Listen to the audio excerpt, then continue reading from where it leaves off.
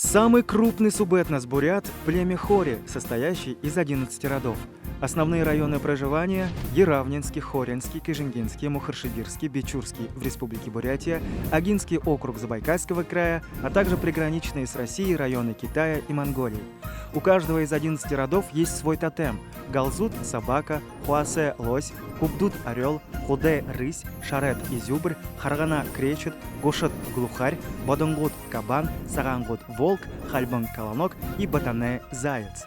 Для хори-бурят характерны медленные лиричные песни, описывающие повседневную жизнь и быт. Они представлены большим количеством жанров – исторические, свадебные, охотничьи, буддийские макталы и так далее. Очень узнаваема традиционная хори-бурятская одежда. Обязательный атрибут – четырехугольный энгер. Он являлся одним из элементов территориально-родовых различий.